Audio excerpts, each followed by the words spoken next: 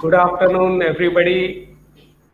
I welcome you all on the behalf of KONBAC and I'm Sanjeev Karpe, representing Konkan Bamboo and Cane Development Center, KONBAC, organization based in Sindhur district of Maharashtra and working in bamboo for last 16 years. For us, bamboo is no more poor man's timber. It's a rich man's privilege. And Konkan Bamboo and Cane Development Center is trying very hard to make this material mainstream using the farmers' wisdom as well as efforts put in by farmers to grow bamboo in our region. Today in this webinar, I would like to introduce our moderator, Mr. P.D. Rai. He is a former member of parliament from Sikkim Lok Sabha constituency, two-time member of parliament, and person who has done the bamboo business, making a bamboo product right in 1992, and exported it to country like Taiwan. So for us, he is always a role model, and for a riser, countries recognize him in one more capacity that he is the first member of parliament of our country having a degree from IIM Ahmedabad and IIT. So for people like us, no, it's a pleasure just connecting a person like him and getting opportunity to work with him to understand uh, his view about material bamboo. So today I would like to request Rai sir to take it over and do moderation of today's webinar. Rai sir, please. Thank you, Sanjeev. It's indeed a pleasure, and I welcome not only our esteemed panel, but also all those who are joining us in different mediums, those who have joined us directly, and those who have joined us through other Facebook and YouTube. So the webinar, as you can see, it is running across underneath, is building an effective mountain bamboo ecosystem, a new approach. And this is a very interesting topic because it does go into the very heart of what the problem the bamboo sector is facing today. India has 30% of the world's bamboo resources, and it is also growing in over 16 million hectares of our land. The sector employs 20 million people in about 25,000 bamboo enterprises. But it is unable to supply the entire amount of bamboo products needed within the domestic market. And therefore, almost 50% of it we have to import from China and from Vietnam. And India's share of the global bamboo market is only 4.5%, as opposed to China's 70%. And the domestic market is estimated at $30 billion. The bamboo industry also generates jobs for more than 35 million people in China. And that is just to give you some kind of a backdrop. Bamboo can play a role in creating wealth for rural economies, and this has been demonstrated in various pilots across the country. But these efforts do not have scale. Projections by Niti Aayog inform that against the current revenue of about 4,000 to 5,000 crores, bamboo in India has the potential to generate economic activities worth over 50,000 crores, as well as to create as many more millions of person days of employment in rural and remote parts of our country. The government of India has been, since the early 2000s, increasing efforts to develop the bamboo sector, and over the years enhanced the mandate of research institutions to include bamboo applications in their programs. It is in this backdrop that the Integrated Mountain Initiative, and I'll come to IMI and KONBAC, have come together to seriously explore the state of play in the bamboo sector in the mountain areas. Why do we need a new approach? For 73 years, we have made little progress. A question that arises here is, have the development plans let us, the people of the Northeast region especially, down? While we have made progress in space and atomic energy, for instance, why is it that a resource which regenerates at high speed and sequesters carbon to make it noteworthy worldwide has not been on the radar of development planners of our country? Serious work has been done by different agencies in India, notwithstanding. Analysis has also been done, but the main reason for tardiness has been the red tape due to the definition of bamboo being a tree rather than a grass. That has changed in 2017 with the amendment to the Indian Forest Act of 1927. Recently, the Minister of State for Donor, Jitendra Singh Ji, has hailed the bamboo sector as a new mantra of development, especially in the post COVID world and reeling under climate change. That is, the world reeling under climate change. And I think he's right. Since time immemorial, bamboo is also linked to our culture and our food. In fact, botanist and noted scientist C. Nirmala calls it appropriately as the ultimate kalpavriksha. The new approach is to build the right ecosystem which is driven by stakeholders and which can take advantage of not only the amendment to the Indian Forest Act, but also the various policies in play to build communities, livelihoods, entrepreneurship, and markets. At IMI, we have a bamboo focus group, which is vibrant and full of ideas. This has enabled us to collate knowledge and experiences which we share across the mountain states, more specifically the Northeast region. This first panel and webinar is about having a deeper look at some of the regulations and policies, both at the center and the state. What can the center do more? And what can the state do more? What can other stakeholders do? Also, there is a need to build across the other policies of the central government, like startups and financing. Specific schemes to bamboo clusters, which are being announced. Also, we hope that most of these panelists will talk about. We would like to bring about clear outcomes, and we do not lose sight of the sustainable development goals, which are as important in our scheme of things. So without further ado, let me first introduce the Integrated Mountain Initiative. IMI is a civil society organization registered in 2013 with a vision to make India proud of its mountains.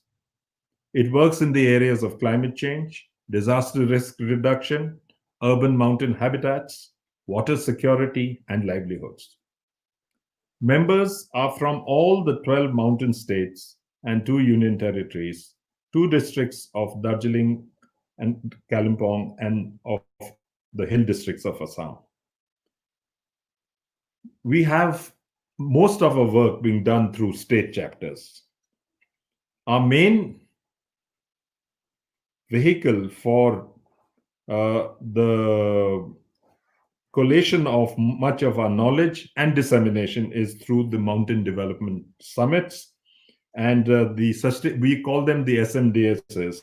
And as I connect with one in many of the institutions like the WWF, Mode, KONBAC, and so on and so forth. And we co-create solutions and policy prescriptions for the mountain states and the governments therein. So let me introduce the first speaker, Mr. Alam Temshi Jamir from Nagaland. Alam Temshi Jamir is a governing council member of the IMI. He joined the Indian Administrative Service in 1977 and retired in January 2014 as Chief Secretary of Nagaland. He was involved in sustainable development issues throughout his service. He was team leader of NEPED and a strong proponent of Jhum or shifting cultivation.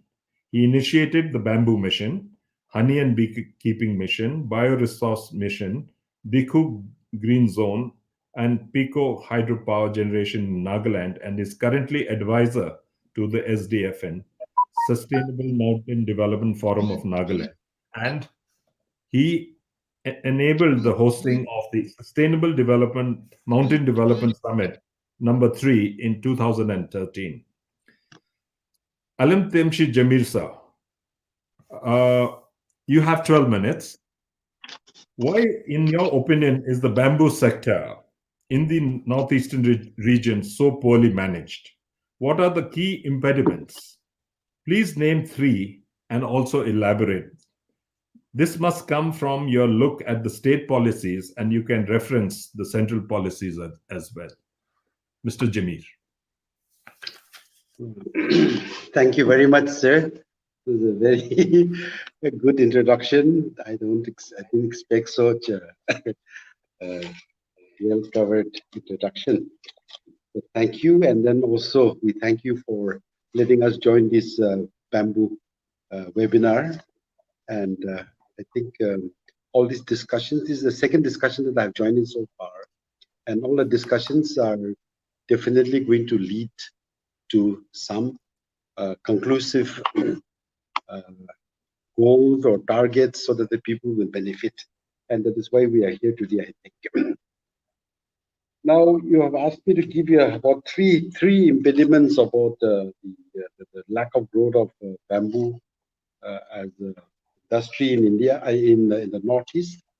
And I think that there may be more reasons, but let me just take a little time by, talking about my own experiences. Say about 15, 20 years ago, in around 2002-3, although I saw bamboo being grown everywhere in Nagaland, it was the first time that this Kamesh Salam and all these people were talking about bamboo, and it was very exciting to listen to them. And they took me to China and introduced to all the great things that the Chinese are doing. And my imagination was fired. And I came back, we wrote a bamboo policy. We thought we will, immediately strike the importance of bamboo like a wildfire. And then, we started singing pains to the bamboo, its users. Like the n number of things which we can say about bamboo, like the fastest growing, it's versatile, it's a wonder plant, the tensile strength, it's got food, leaves, and everything else. We started talking about bamboo. And over and above that, we started a bamboo mission, and we have introduced almost, whatever technologies are available. We had the cutting, splitting, splicing, mat making, compressed wood, bamboo fiber making, cotton, sanitary goods production, Venetian blinds, you name it. House construction, you started with construction of bamboo as a construction, went up to charcoal, activated carbon. We had a gasifier generating power. We even made musical instruments out of bamboo and all these things. But over a span of about 10 years, the whole interest in the bamboo issue has slightly died off. And in Nagaland today, I don't really know what the bamboo mission is doing, excepting when I visit that place and see the small shops that is being run. And the rest of the cottage industry, something has been produced, but we really don't know why all our dreams and everything has failed to materialize. And there, I would like to touch upon this. You have asked me to give 3 points about impediments. The first reason, and this touches upon the bamboo ecosystems in Himalayas and the mountain regions, because the bamboo is very important. But I would like to start with the issue of the one big impediment was the Government of India policy. I mean, I hope the Government of India will not mind. And although they talk a very lot of things about the goodness of bamboo and how we can use like your 50,000 crore economy that can be generated and all that, yet at the beginning, around 2005-6, it started with a split. There was the National Mission on Bamboo Application under the Department of Science and Technology, and the other side was the National Bamboo Mission under the Horticulture Ministry. So these two just didn't see eye. We were just wondering because they didn't see eye to eye.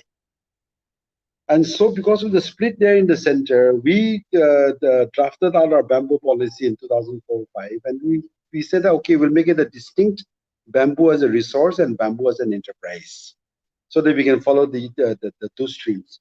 But we really cannot divide the activities of bamboo along this, and we cannot have two bamboo missions. And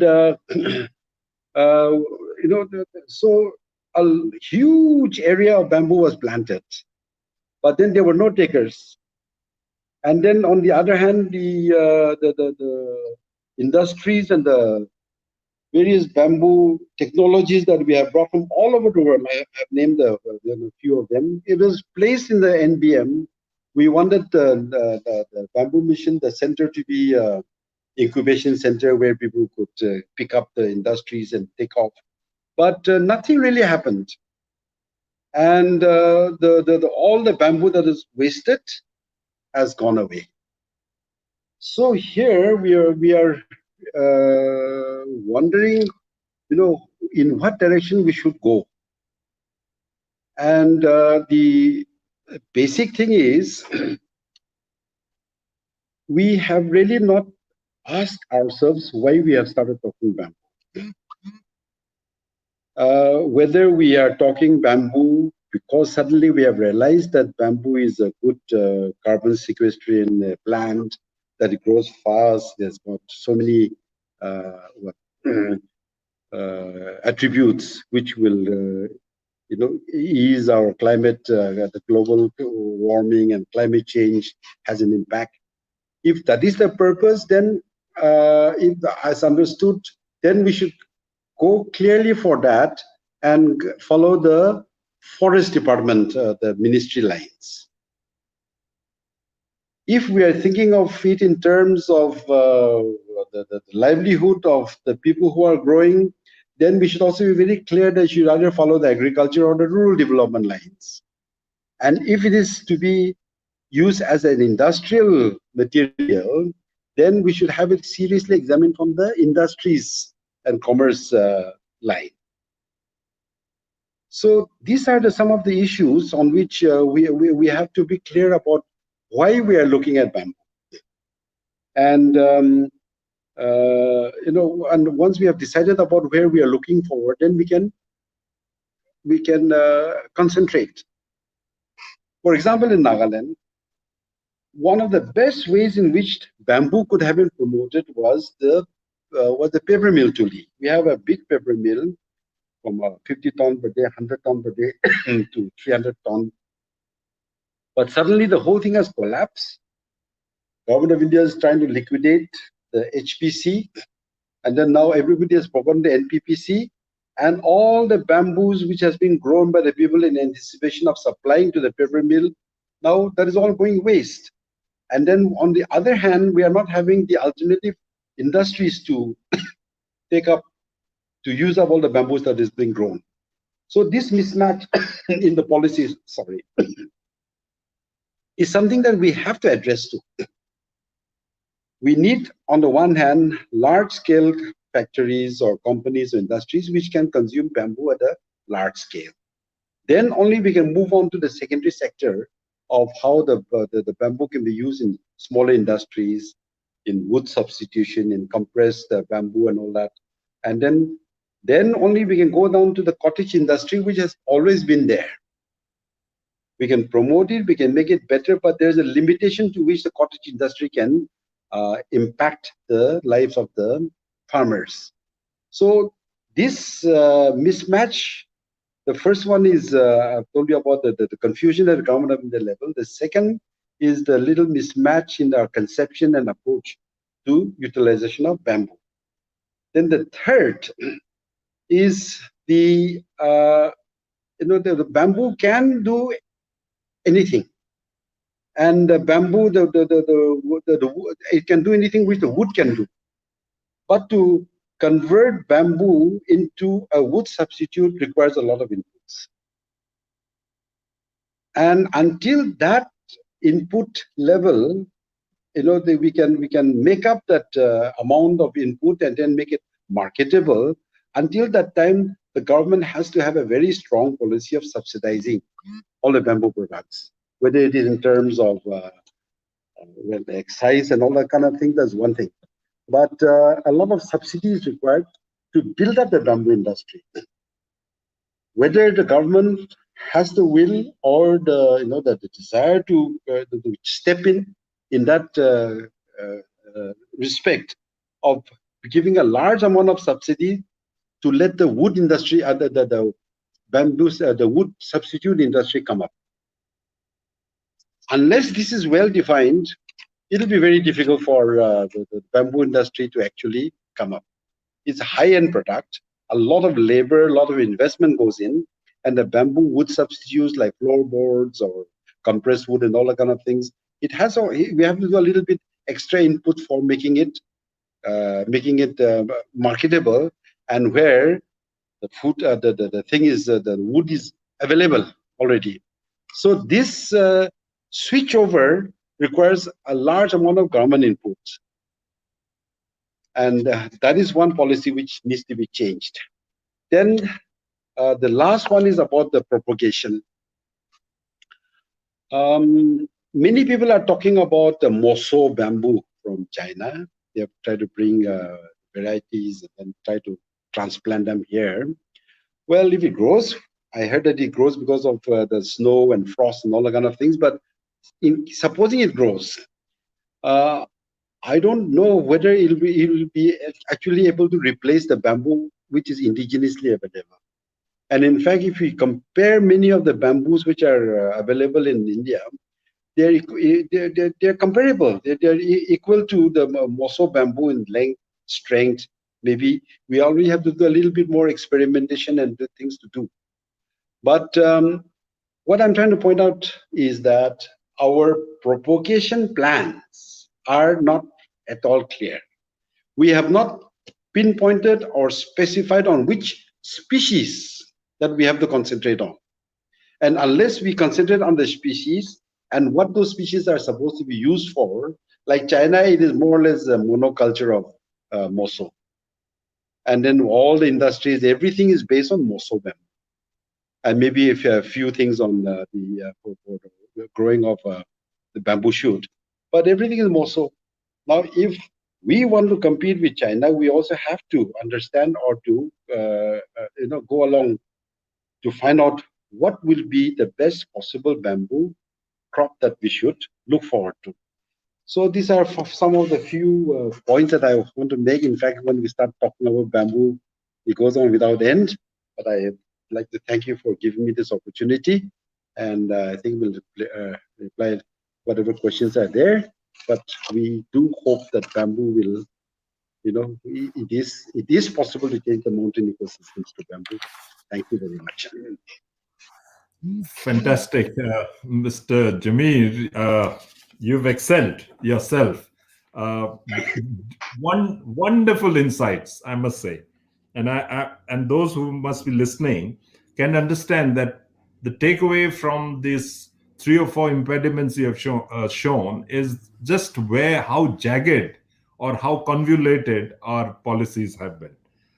So without further ado, I may like to call the next speaker, again, a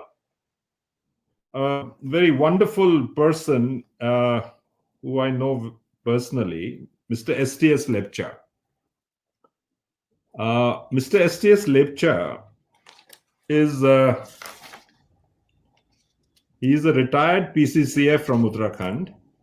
Presently, he's a member of the Executive Committee of the National Bamboo Mission, so Government of India, and therefore directly in the line of fire. He's also the Vice Chairman of the Sustainable Development Forum, a chapter of the Indian Mountain Initiative. I did talk about this particular initiative. He's also the CEO of the Uttarakhand Bamboo and Fiber Development Board for 7 years and has worked on various aspects of bamboo, from nursery plantation, other value addition of bamboo like handicrafts, furniture, bamboo housing. He's also the editor-in-chief of the NTFP journal.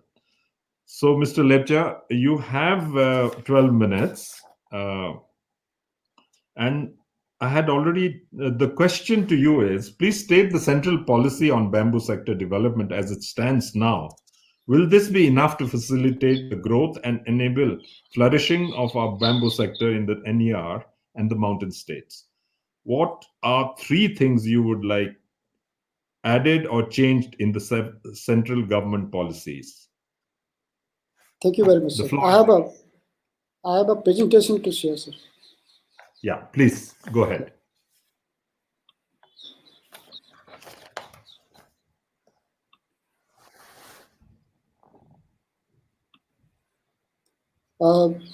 Thank you very much for giving me opportunity.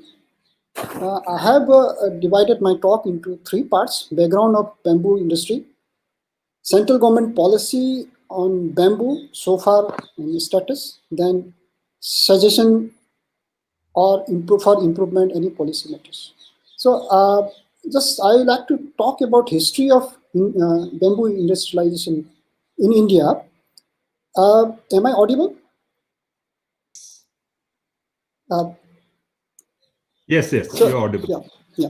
But the bamboo business was started by publishing a book, Bamboo Sea of British India, in 1896 by Mr. Gamble in FRI, Dehradun. So afterwards, in 1923, William Reeds, he produced craft paper in bamboo and in FRI.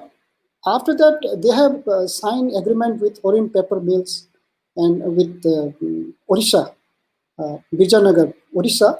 Till 80, we used to make lots of, India was the leading bamboo paper till 1980. So slowly started diminishing, maybe many regions, not getting the raw material from the forest and environment rules and something like that. And India is the first country to manufacture textile from this thing, bamboo, Gwalior Ram Limited. And during late 50s, we have done all piloting in FRI, bamboo lamination, bamboo ply, bamboo boards, bamboo cement reinforcement. Till late 70, 74, I think is the last year, used to, in FRI timber branch department, they did timber engineering on joinery, all this thing. The BSI standard was started there only. So there's something wrong with our system. Why we lag behind? Maybe we cannot protected natural regeneration after because of fire and grazing, and we did not manage our forest well. Bamboo forest culture operation was almost forgot, and after 70s, mid 70s, we did not do any innovation research on bamboo and bamboo products. And since 60, we have started shifting paper mills to eucalyptus and poplar, but we have not started shifting our bamboo plantation in the non-forest area. That may be the reason we are left behind. But if you see, the China, we lost during 70s, but China started in 80s. So from 80 to 85, they were like us in pre-industrial process. See, you just read the red part. From 86 to 92, they have jumped to industrializing stage. After that, they have done rapid industrial development 93 to 91. So they have laminated furniture, bamboo wood composite, flavonoid, particle boards, whatnot. So after doing experiment on Angzi, they have expansion period. They have expanded into other part of China. So their produce also they have changed. From panel, they have concentrated on fiber, textile, bamboo leaf, and veneers. See, from 2000 now, the transformation period is on high environmental friendly products, uh, such as bamboo and PPP composite, bamboo biomass fuel pellet. See, from 80, you can see these their income from bamboo from 80s almost zero to this is old data up to 13, 12. It is almost 120 million yen. See, if you see, this is also China industrial process, bamboo forest area and road construction. This is what they are done in different industry. You can concentrate on this bamboo fiber and charcoal and drinks. See, from 1915 to 1920, they have increased their production on fiber 60%, charcoal 61%, and bamboo drinks to almost 100%. And another interesting area is the road construction inside the forest is just double. And their value will be increased from 117 billion RBM to 300 billion by 2020. So that is, it is the comparison the Indian bamboo industry and Chinese bamboo industry. See, they have done so much of innovation work. See, this is the latest bamboo winding composite. They are making pipes, big pipes, and they are using in petrochemicals, all sorts of technology they are using. This is just one example. And from primary processing, primary to secondary, they have moved to tertiary industry in bamboo. Just like this is a Japanese concept of bamboo bath or forest bath. Now they have moved as a medicinal tourism in China. I think total they have a 25% income is from service sector.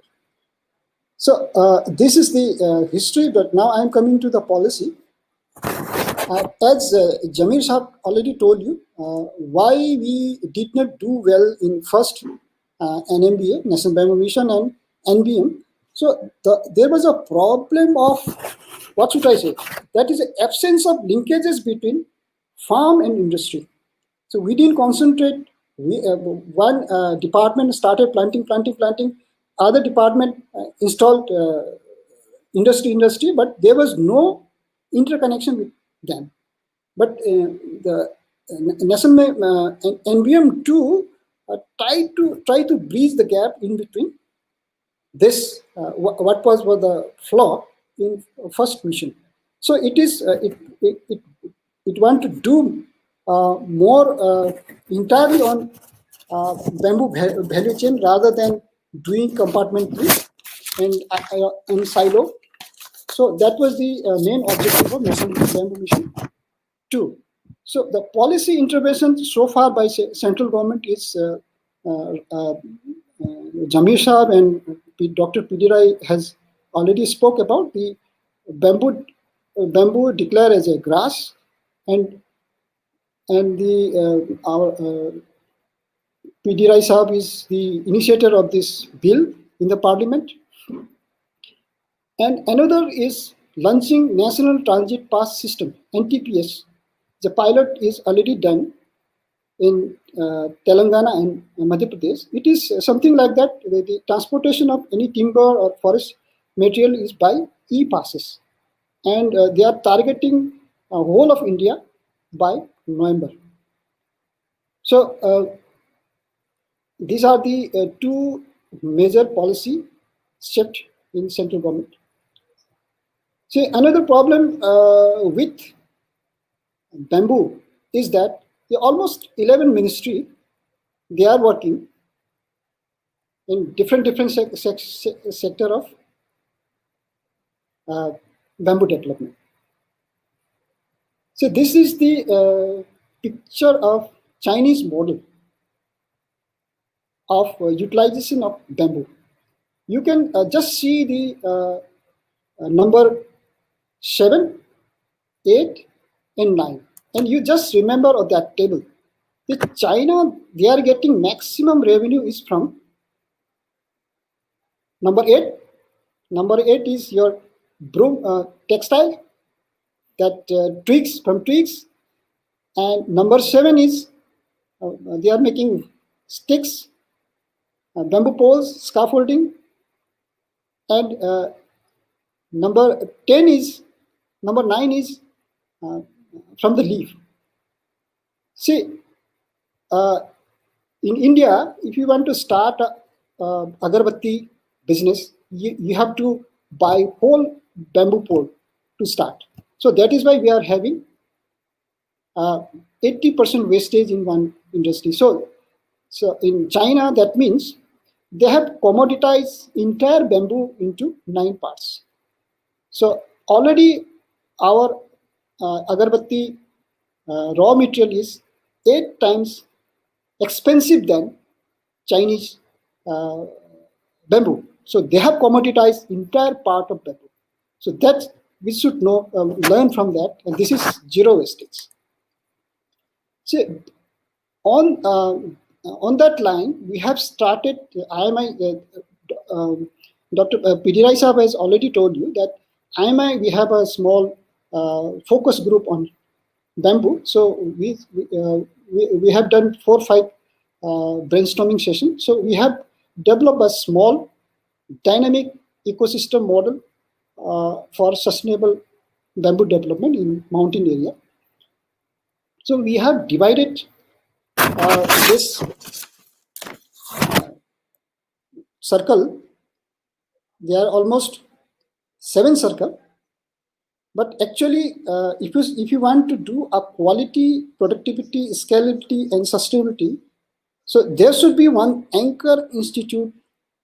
It may be formal or informal, should be there in between to link all these 7 circles. So 7 circles mostly is the government and the research and institution, then private sector. Because the bamboo is a almost end product specific species. So if you plant wrong species, then you will have a problem. As Jamir Sahab already told you, so Nagaland has a problem with paper mills. So that bamboo cannot be used in different industry. So we need the support of research and technology. Then market has to be developed. We have to bring private players and supported by financial support. And on top of that, we need capability development, skill development to the locals and in the bamboo sector. So we have to involve university, research institute to do further research and technology development and innovation. So these are some suggestions. So having learned all this lesson from China and brainstorming session, we thought that we should encourage bamboo's special economic zone model in each state. It may be more if it is a bigger state. So it will at least integrate the security of supply side of bamboo and demand side of development on the value chain. So the SEZ should be maximum 30 to 50 kilometer, or in the plains area 100 kilometer, because one bamboo plywood industry need 250 to 300 hectares of captive plantation.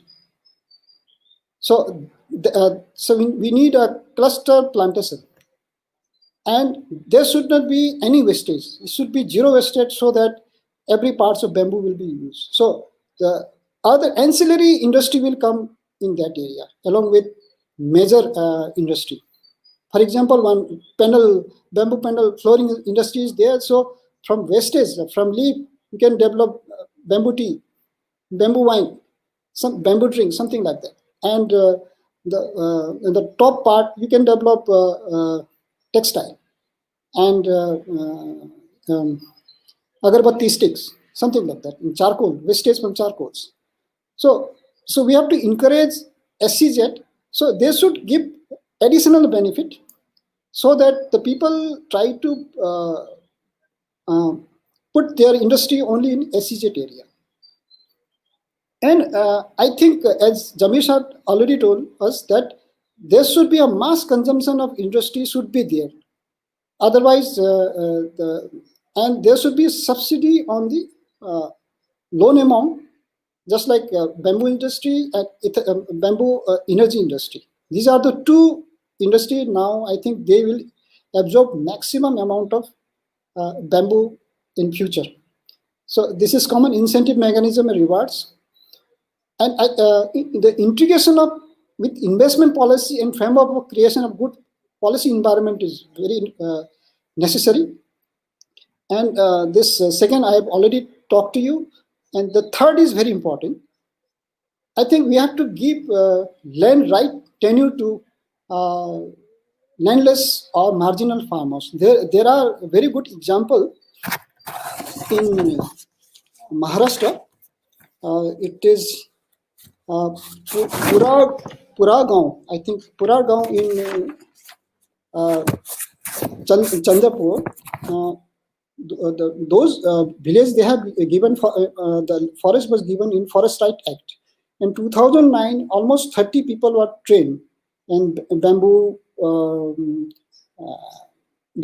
craft and related to bamboo industry. And by 2015, their net income is 35 lakhs per year. So if we give land tenure rights to the people, so and skill and link to market, the benefit directly will go to the local people and lower rung of the pyramid.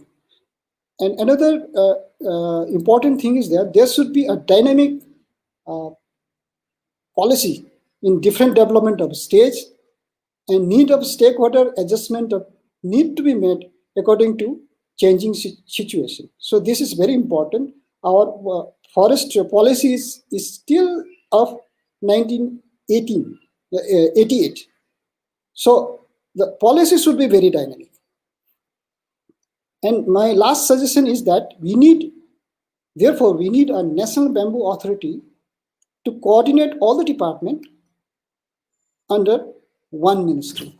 So take away from this, my lecture is that 3 points is there. So we should create National Bamboo Authority at central level, and at state level, we need to have institution like what I have shown in the circle, Center for Sustainable Bamboo Economy at state level that could anchor in the state level.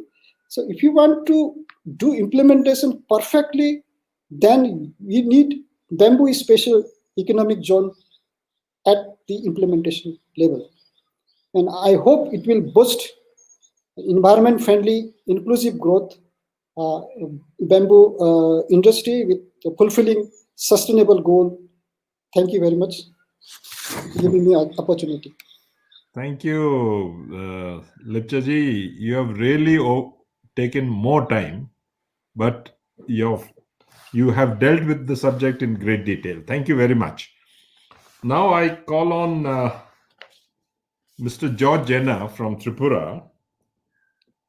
Mr. George Jenna did his master degree from Tamil Nadu Agricultural University, Coimbatore, and has joined the Indian Forest Service in the year 1996. He has worked as the Deputy Conservator of Forests and become the founder of the mission and mission director of Tripura Bamboo Mission, which is the apex body to formulate, plan, and coordinate the bamboo-related activities like plantation, value addition, design, development, promotional activities, initiatives, capacity building, etc. in the year 2006. And he has also worked in tea, and in the as a commerce director. And currently, he is the CEO of KAMPA, the Compensatory Afforestation Fund Management and Planning Authority of Government of Tripura. So, Dr. Jenna, thank you for agreeing to be on our webinar. How difficult is making a state policy for the bamboo sector development effective under the present central policy environment, as has already been outlined? You may refer to the recent amendment of Parliament. Thank you very much. And the Tripura experiment is something we'd like to hear from you. Thank you very much, sir. It's a great honor to be a part of the eminent panelists. I have around 8 slides, sir, 3 on my past experience, 1 on my state, and 1 about the learning, and 3 suggestions. The bamboo is one of the 4 gentlemen, I call it, in the mountain ecosystem. The orchids, the plums, the chrysanthemum, and bamboos are the gentlemen of plant biodiversity. All 4 are in your Sikkim, sir. It's a great. And the small problem in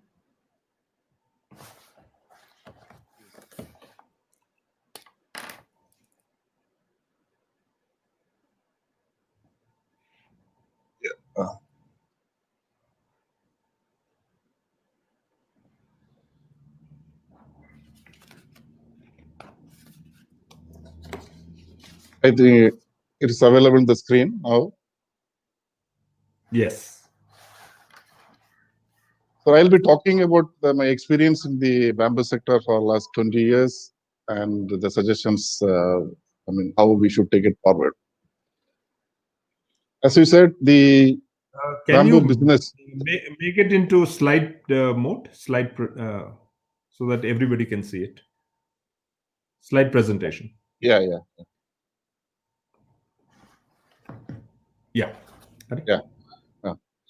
The bamboo industry as such is estimated around 5 lakh crores, whereas the Indian contribution is probably around 5 to 7,000 crores. So it's a long journey to have at least around 40-50% of the total the business sector.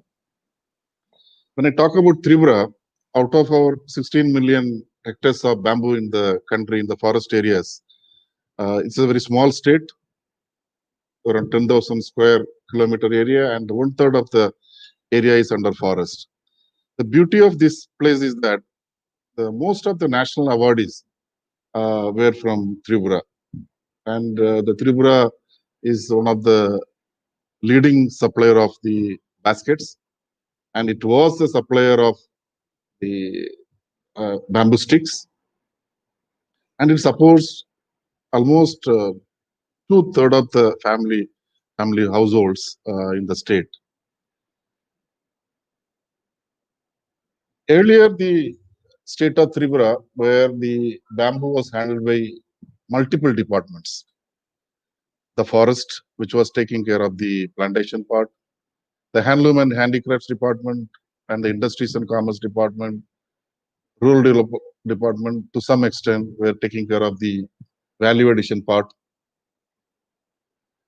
And in 2001, probably Tripura was the first state to bring out a policy on bamboo, almost around 18 years back.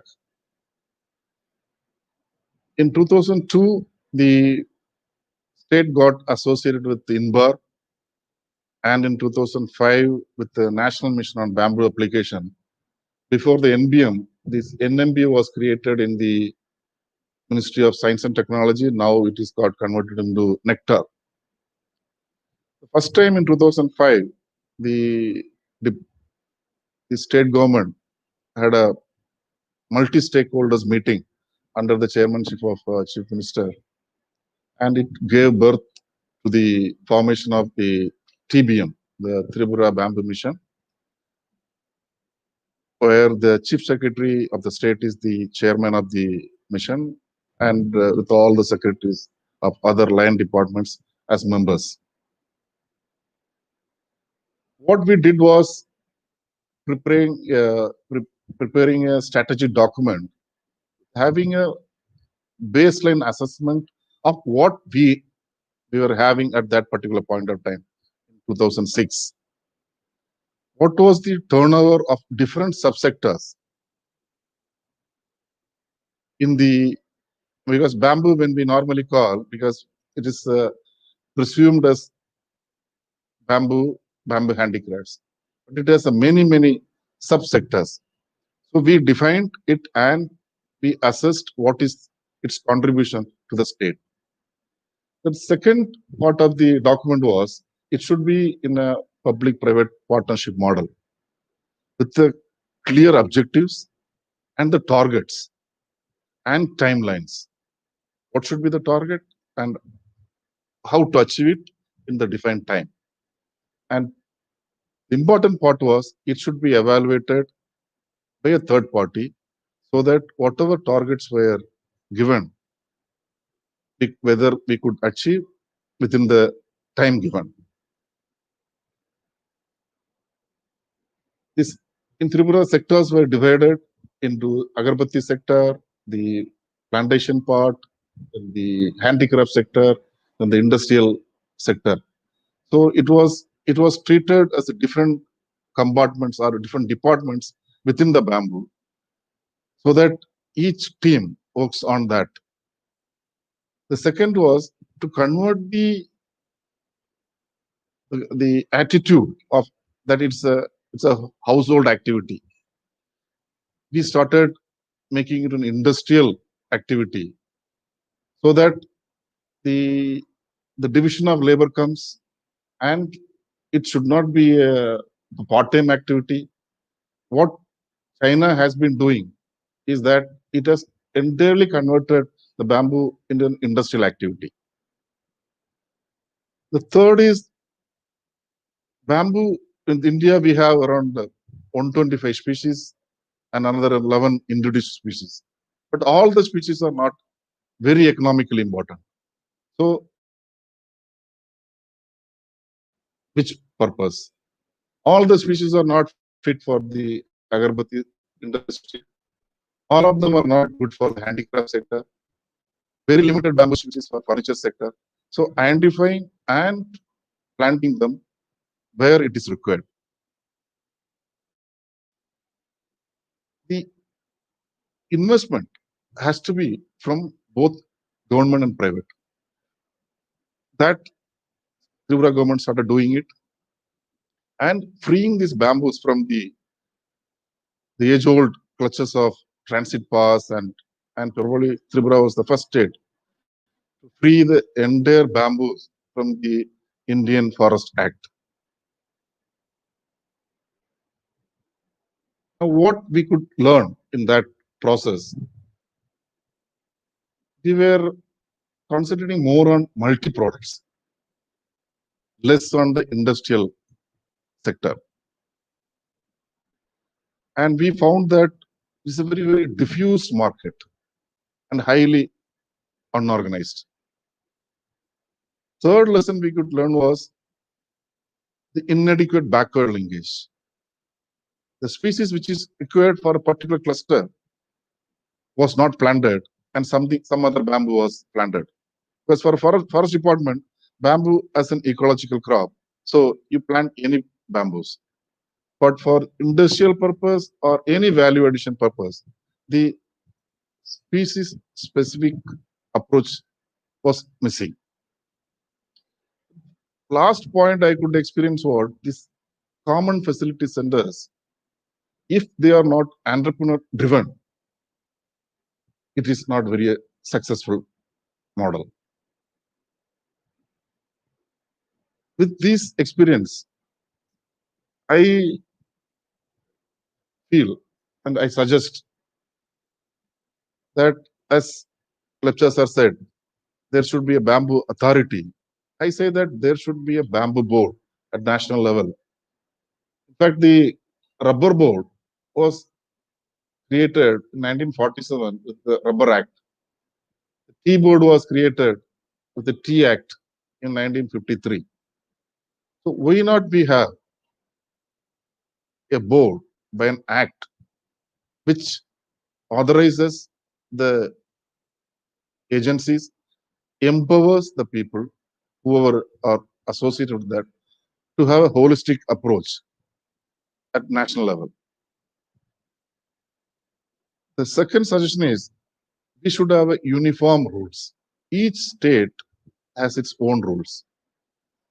The bamboo, if it wants to travel from Agartala to Chennai, it has to go through more than 10 states, and each state has its own rules. So it should be totally taken out, and it should be uniform process so that the person carries from one place to another place does not face any problems. Third suggestion at national level is most of our bamboo products are still not standardized. If I ask that what is the standard for an agarbatti or incense stick which we are using at our home on daily basis, there is no standard. So each product has to be standardized as per our BA standards. The state level suggestions, the compartmentalized approach of plantation one side, the industrial activity or the handicrafts activities other side is totally taken out. There should be a holistic approach from plantation, and in the value addition sector also, which sector is all the states will not be able to do the same activity. Some states would be good in paper industry, or some states would be good in the bamboo industrial products. Some states may be good in incense sticks. Our annual requirement of incense stick is almost 50,000 tons. 95% we are importing. When it was a manual stage, in the manual sticks up to 2012 or 13, Tripura was contributing almost 70% of the sticks to the national market. So the states which have that particular species should concentrate on particular product so that there's a less competition and the efficiency increases on that particular product so that we'll be able to compete in the international market. The strategy has to be, instead of seeing bamboo as a bamboo, we should divide that bamboo into different sectors and we should concentrate. And the value addition or the promotion approach has to be from farm to market. The farmer should get the enough returns and the industry should get the required species, and the product which are made should be marketable. When we say industrial promotion or industrial upliftment, normally in Indian context or in the international level, the private investment is must. Since it is a very, very, very unknown sector, many industrialists or many people who are having money may not be very much willing to come in the front. So they have to be handheld and given all the support by the state so that this sector becomes a sunshine and the poor man's timber becomes a rich man's privilege. Thank you very much. Thank you very much, Jawad Saab. This is fantastic. I think you have brought home many of the practical issues facing states. And if you combine whatever you've said with what the first speaker, Jamir Saab, spoke, I think there is so much of insight in both of them. And I think there's a lot of, there will be lots of questions, I'm sure. So, with that, we can move to Dr. Tamal Sarkar, our next panelist. Dr. Sarkar is DPhil in the economics of cluster development. He is 25 years of experience in industrial development with special reference to MSME. He has extensive hands-on experience of over 2 decades in cluster development and specializes in cluster development, poverty alleviation, sustainable development, and innovation. He has authored a number of policy and methodology documents in the area of cluster and value chain development, poverty alleviation, and resource-based planning. He is also a pioneer trainer in the area of cluster development. He has over 50 publications in the MSME cluster economics.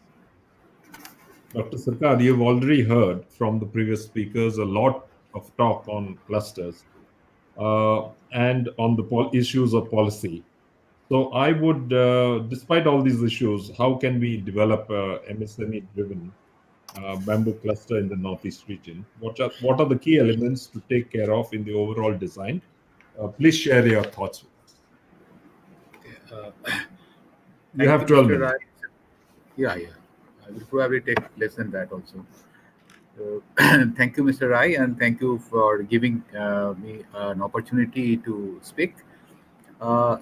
I will not speak much about the qualities of bamboo because I think it has been widely covered, and the scope of whatever areas the bamboos can be looked into, that has also been covered to a great extent. So I will look at it from a cluster viewpoint because my knowledge is more about clusters as compared to bamboo, and so I have few suggestions which I will give straight away, and then we can explore that thing.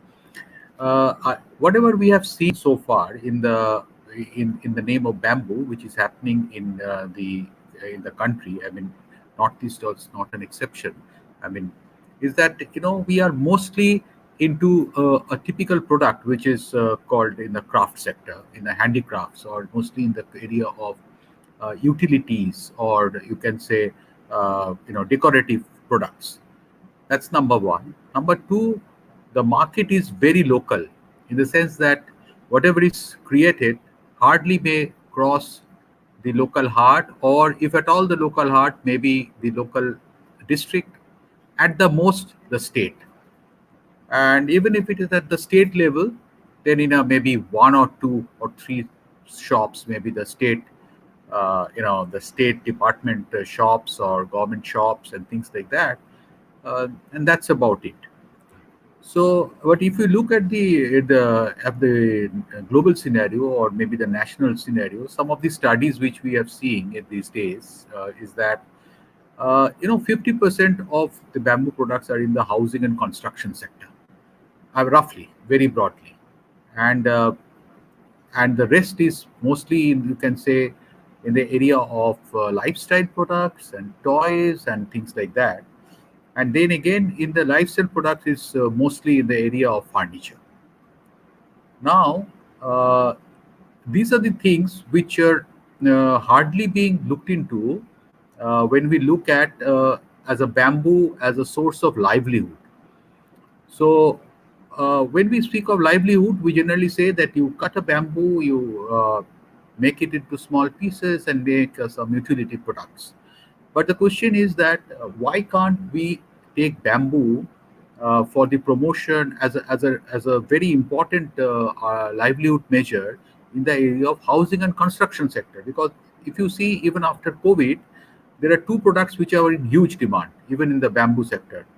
That's in the housing and construction sector. That's an area which is one of those, and it's ever growing. It never stops actually.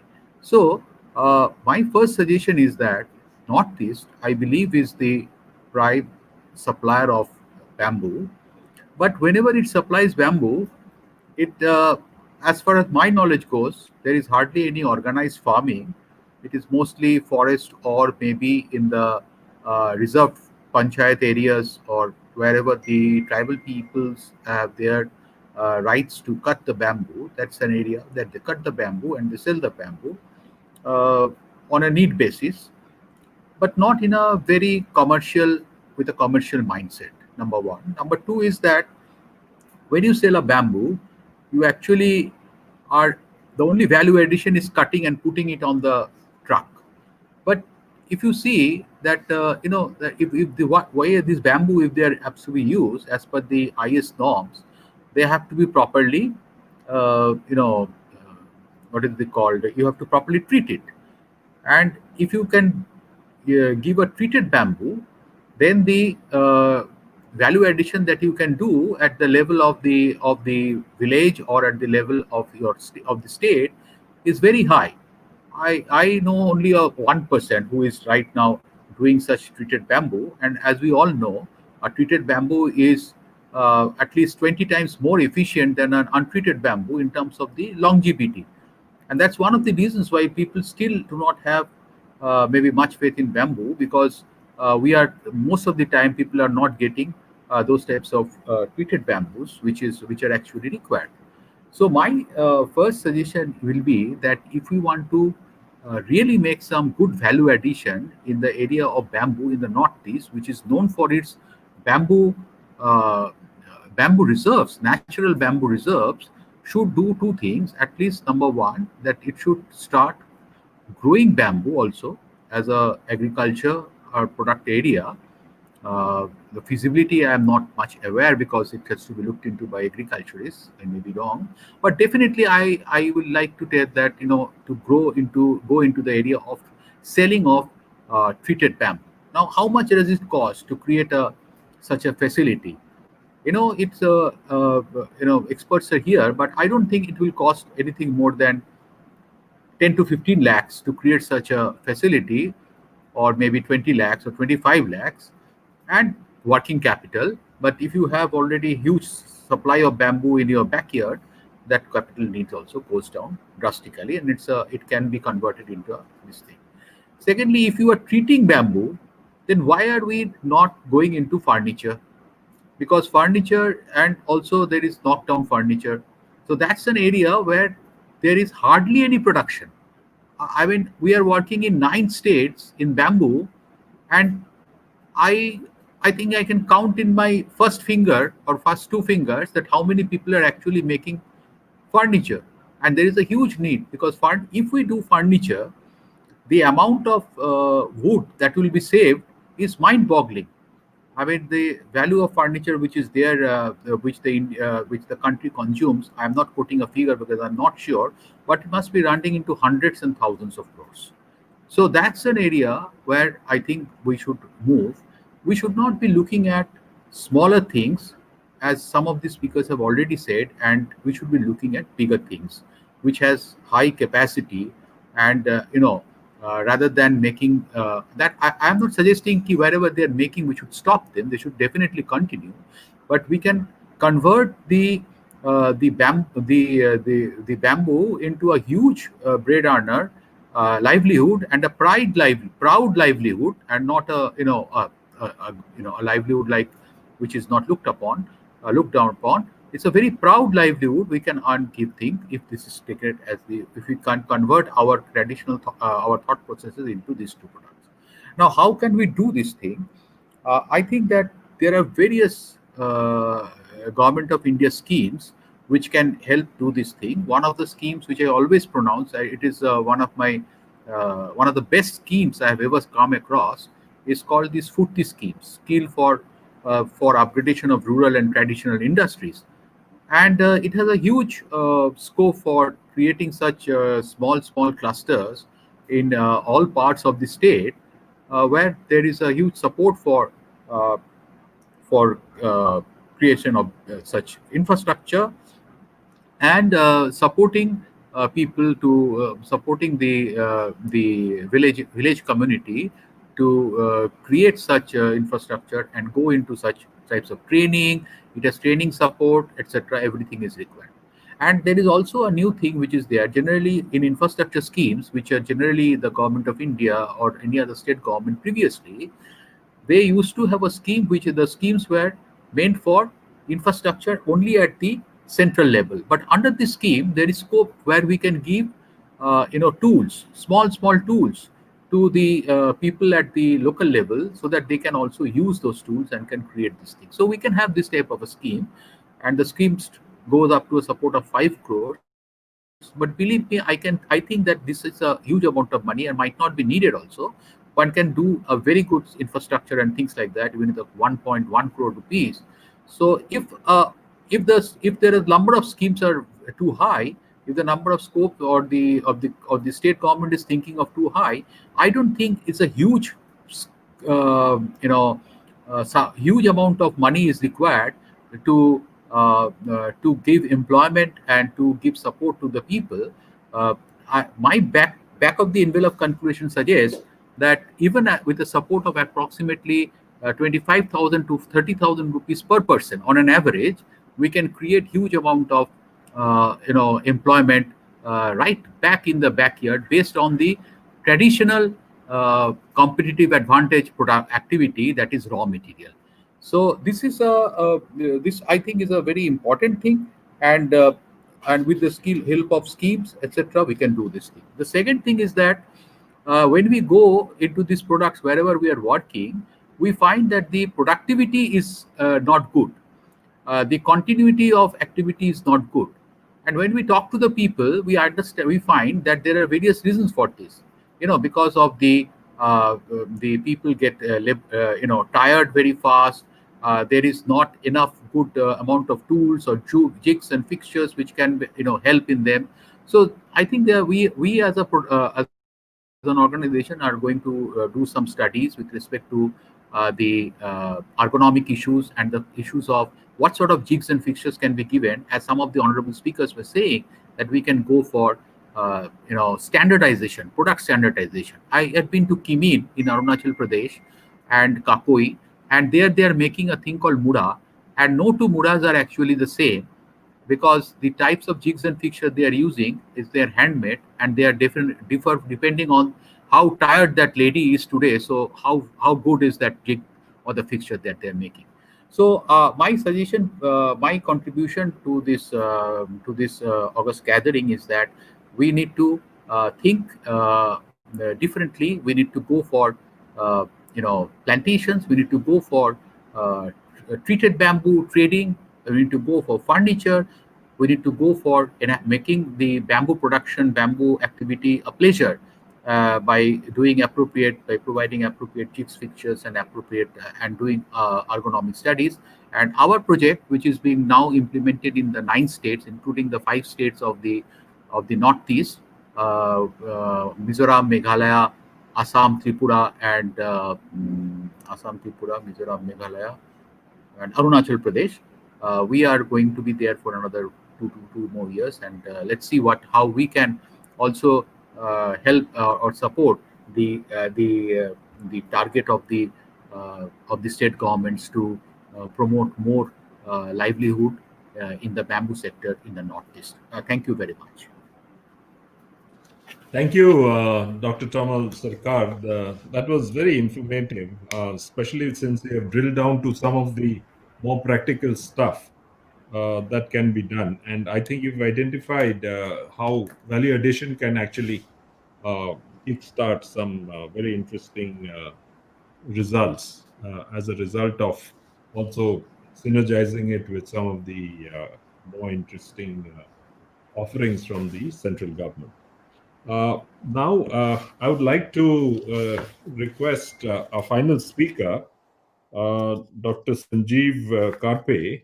Dr. Sanjeev Karpe is, he already spoke, came on to introduce me. And so likewise, I'd like to introduce him. But I don't think I can read out his entire biodata because it's very long. But he's a qualified electrical engineer and has been associated with the industry. He already told you for the last 16 years. And he's also a fellow from the IIM Lucknow. So he's a colleague of mine in that sense. He's a founder director and of Konkan Bamboo and Cane Development Center, an organization working for sustainable development through the use of bamboo as a resource and implementing various bamboo projects successfully over the last 16 years. And he's on the task force of INBAR, construction, and so on and so forth. But it's very interesting that he runs an organization which has bucked the trend in terms of how they have been able to make bamboo really work, not only for the organization but for the people, for the farmers alike. And so uh, we brought this case study for our viewers and for those who have joined us today, to show that even under the most trying of policy uh, problems and impediments, there are some ways of getting things done. So, Sanjeev, you have the floor. 12 minutes. Thank you very much, sir, giving me this opportunity. Uh, Today I'm here to present a case study, and that's why I would like to take example about two species. One is basically uh, species grown in, say, Western Ghats, Sindhu district of uh, Maharashtra, and another is basically species which is Bambusa bulkova. And I would like to uh, share a story how we have used these two species to convert this into a success story. So let me first share my screen.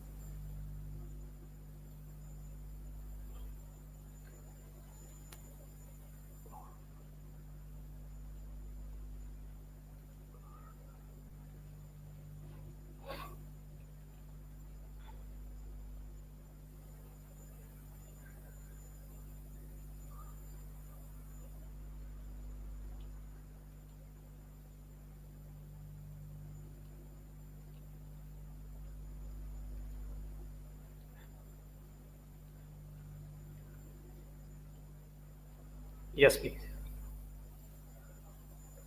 So this is the species Dendrocalamus toxae, which is a typically 2-inch dia bamboo, 50 dia bamboo with a usable length of less than say 15 feet. And this is the species which is species of mountain, Babusa bulkova, having a more dia right, ranging from 3-inch to 5-inch. And we will like to talk about this particular two species. The first thing which we did is to set up a pressure treatment plant so that the properly treated raw material is available to the entrepreneur who wants to do value addition. Second, we could able to train our people to straighten the bamboo using very traditional methodology of heating a bamboo and putting a pressure and making it straight. So we could able to train our artisan to such a level that bamboo is converted into as straight as pipe like a material. Using the same technique, our people started bending a bamboo very uniformly without creating any burn mark. That also gave us advantage. Then we set up a facility of doing a primary processing in a unit using a few specialized machines. And once you have a treated and graded material available for an entrepreneur, then things are very easy. This is just like a commodity. You can go into the convex unit and buy even a single pole of a bamboo of particular size, particular diameter, particular shape. We started with initially furniture. We started making these type of furniture. We got a good response from the people. People started liking this, but we quickly understood that this furniture is not acceptable by the people, say, living in cities, living in a flat, and they so we understood that this traditional looking furniture is not acceptable to them. So we decided to introduce contemporary design, keeping in mind the liking of people living in cities, and we started making furniture like this, and basically introducing cushions, lot of cushioning, and different type of colors to match a decor of a wire. No, like again marrying with a different material like a jute. So here is the seat of a jute weaving, and then actually using a lot of cushioning, which nowadays people like. And with this type of a changes, we understood that now this is the furniture which is acceptable to the urban crowd. And then we decide to set up a large facility where furniture is produced in numbers, because many times you see that no buyer need in well in time and in quantity, and you should able to do that. So we are fairly successful it in doing in number, and we started finding that out that yes, this type of furniture is well accepted by the market. Then we decided to venture into construction, keeping in mind that thousands of farmers started growing species Dendrochronos toxi in our region, whom we have trained to adopt a better farming practices and putting more efforts and more money, and that bamboo need to be consumed. So we started with initially simple landscape element, and targeting a tourism industry, because Goa is very near to us. We could able to penetrate in a Goan market.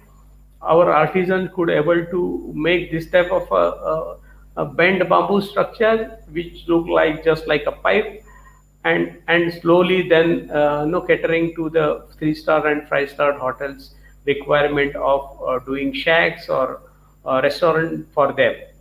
Then we ventured into cottages. We started building a small cottages made out of bamboo. All the pictures what I am showing you here are the product done by us for different clients, and this gives us confidence that yes, bamboo can be option for a tourism industry, particularly for the cottages. But then we decided that now it's time to consume more and more bamboo, fulfill aspiration of a farmer who are growing bamboo using better farming techniques. So we decided to start building a bigger buildings with bamboo, and then had decided to set up this structural prefabrication unit where all the components can be prefabricated in a unit.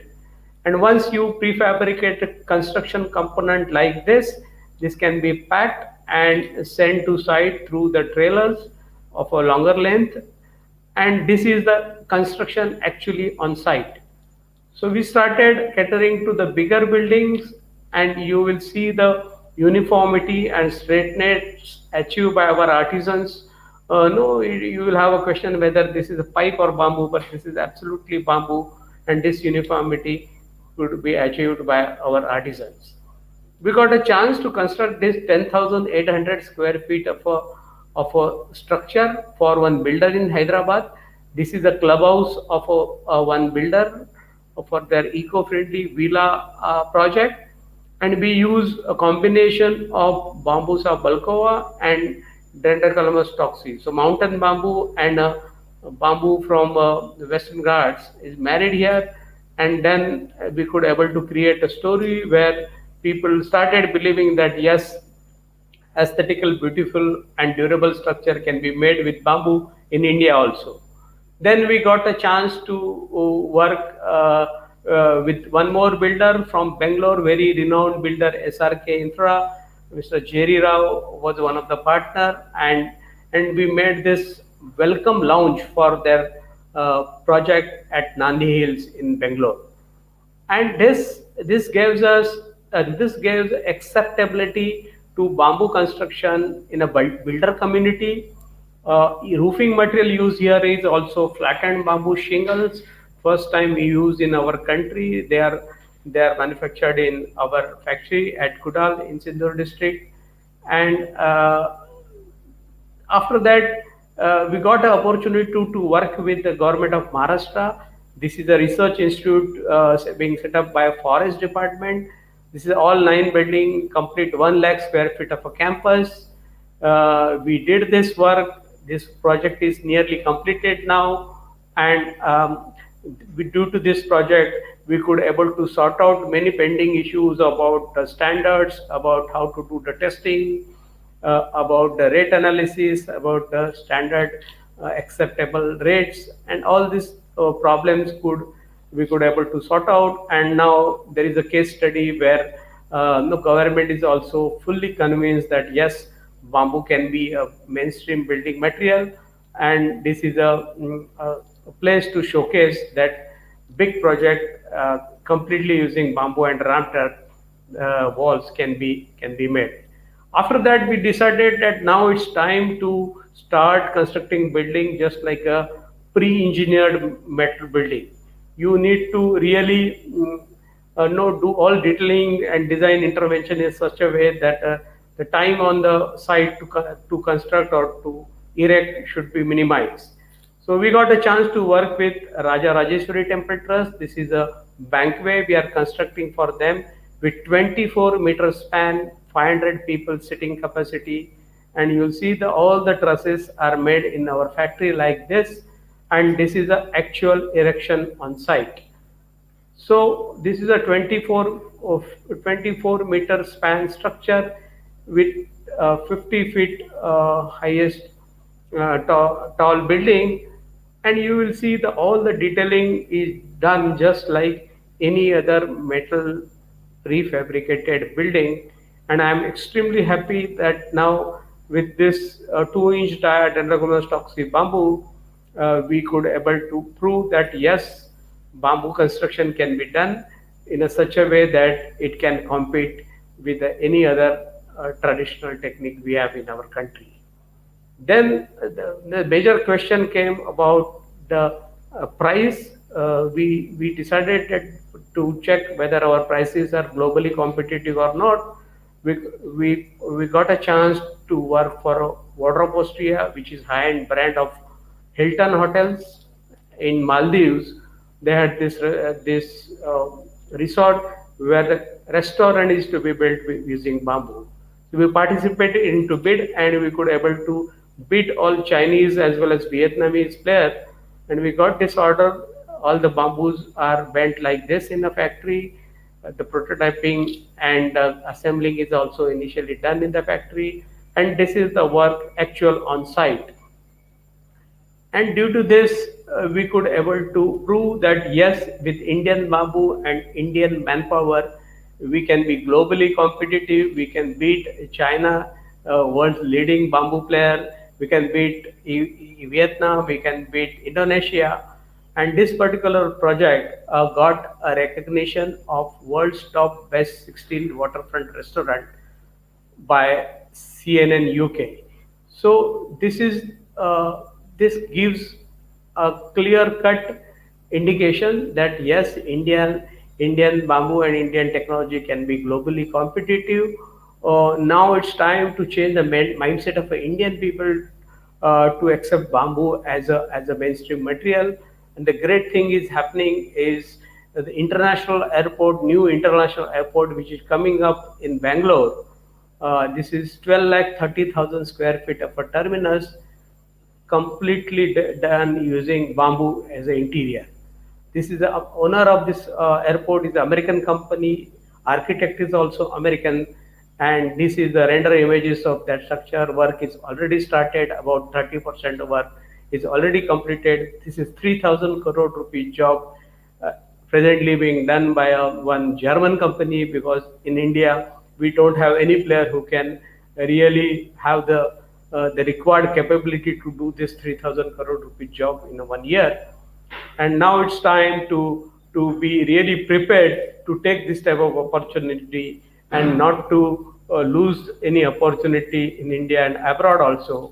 And I'll request everybody to be a part of this, and no, try to make this bamboo as a mainstream material. Thank you very much, sir.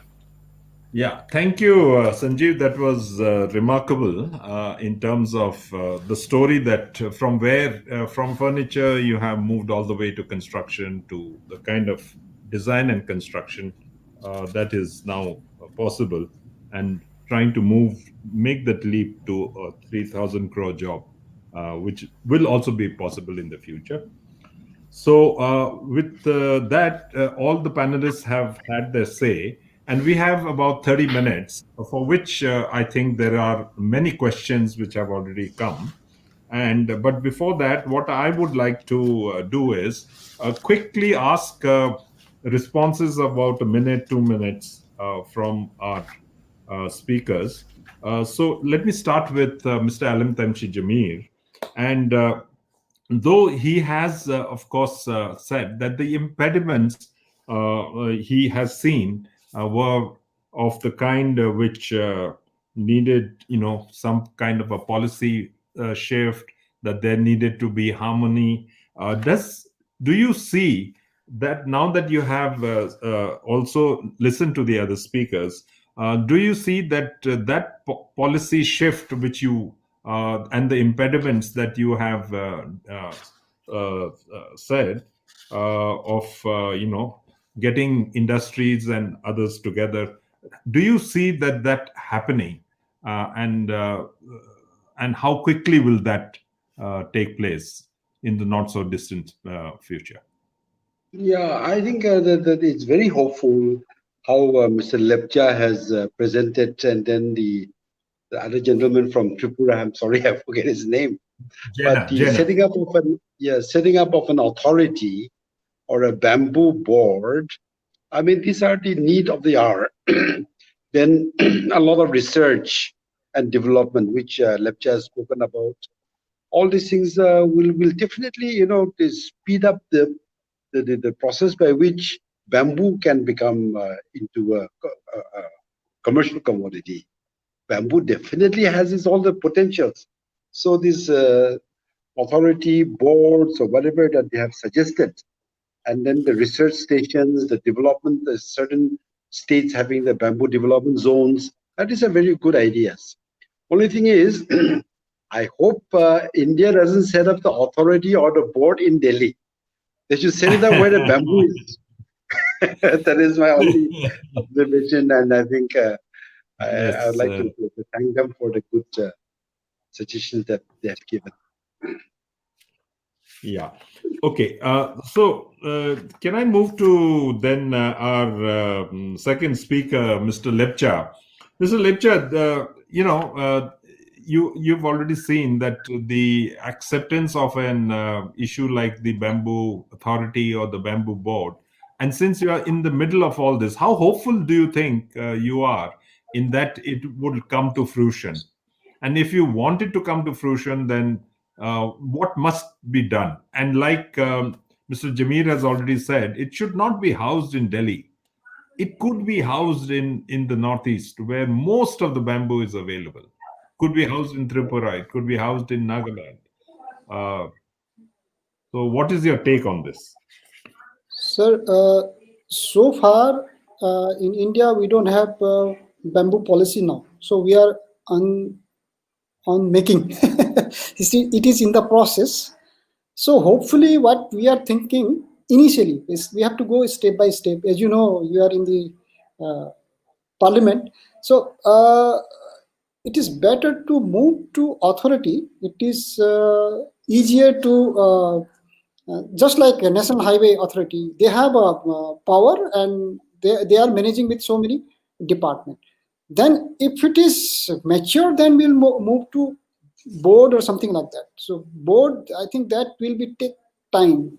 It has passed to, I think, Rajya Sabha, Lok Sabha, Rajya Sabha, it will take time. I think authority will be better. And I hope if it is moved to, say, Guwahati or some Shillong or something like that, that will be better. Actually, if you are in the midst of bamboo, then only people will think on bamboo. Otherwise, Delhi is too far. Yes. Delhi is really, really far when it comes to, the mountain issues. And that's why the IMI is really working extra hard. Mr. Jenna, I think, this whole issue of, you must have heard the last speaker, our Sanjeev, has talked about how they are now in the process of even standardizing. And you talk so much about standardization. So do you think that now we are moving in the right direction and in the correct way to figuring out a way of building the standards that are required for every product? He did talk of two major species, one from the mountains and one from from the Western Ghats. You think that is possible? Yeah, yes, And sir, it's for that, possible. what kind of an authority do you think can do that? What does it require from from the government? I think Yes, sir. the standards, the Indian standards are already there. They haven't done anything. Sir, that's what I talked about the board or authority. In the Ministry of Textiles, there is one institute called Bamboo and Cane Development Institute, which is situated in Agartala. It's a national institute, should be taking care of all the bamboo artisans and research on that.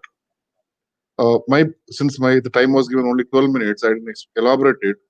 This institute could be upgraded into a national authority or board, whichever is possible easily, and they would be able to coordinate it. So Sanjay Korpe said about the building material standardization. I said there are thousands of products on bamboos. For example, the wood flooring and the panels, which are being manufactured in a couple of industrial units in Northeast, they had to run pillar to post to standardize and get the BIS standards so that it could be included in the CPWD manual or BMTC, Building Manufacturing Technology Council. My proposal is that there, if there is an organization which will coordinate the entire thing, it will be easy for the entrepreneur, and it is possible, and we are in the right direction. Probably the state means I'm not talking about the federal states. As a union government, we should be coordinating these things for the betterment of the entrepreneurs. Okay, thank you, George. This is very interesting. Dr. Tamal, Sarkar, I think, what is, I mean, you heard the last speaker talk about, just the way in which they have moved up the value chain, right up to the point where they are saying they're looking at that leap of faith, I guess, to move to 3,000 crores. In your opinion, is that the way to go, or is there a easier way? Or is KONBAC has done it, but they perhaps if you look deeper, they probably had a few other very nice good things going for them. But for the general industry, for the general the mass of people, where we are looking at livelihoods and so on and so forth, how would that work?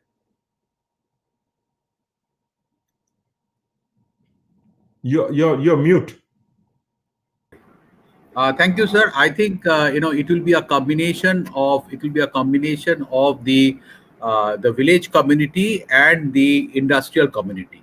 So while the bamboo is just like any other. We have international investment seminars, and where people come and invest in like in telecom, plastics, and whatnot. But I think bamboo is a product where there is a huge scope for international, global investment and also national investment. And if the availability of raw material, that's one of the major issues of the industry.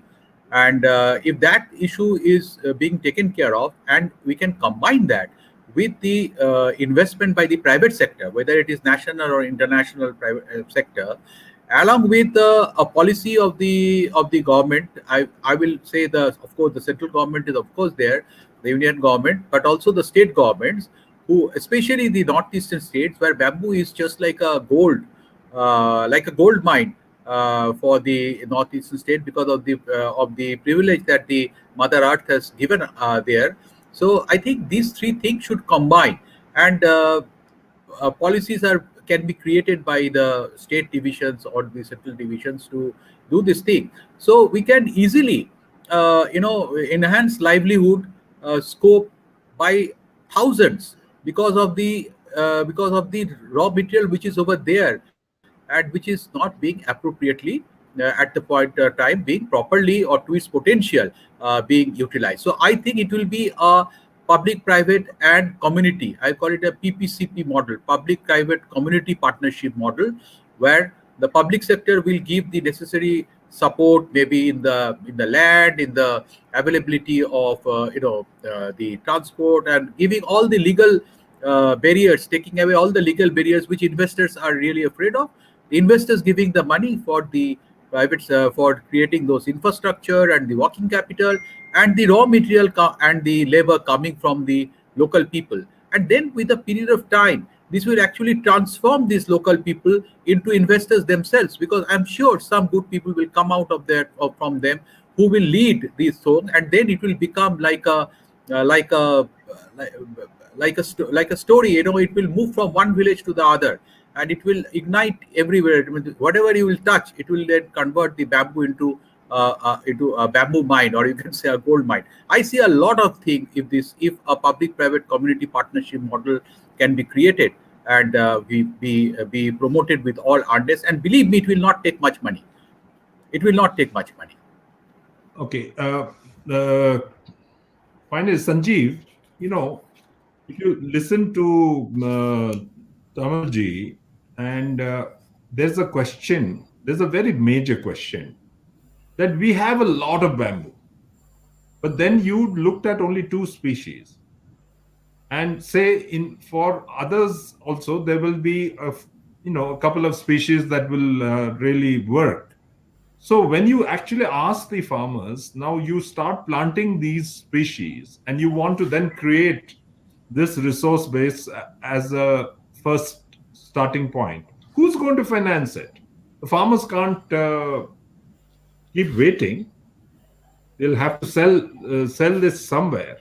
And so I see this as a chicken and egg problem. Where will the finance come from it? Sanjeev, from your experience, how do you think this can work?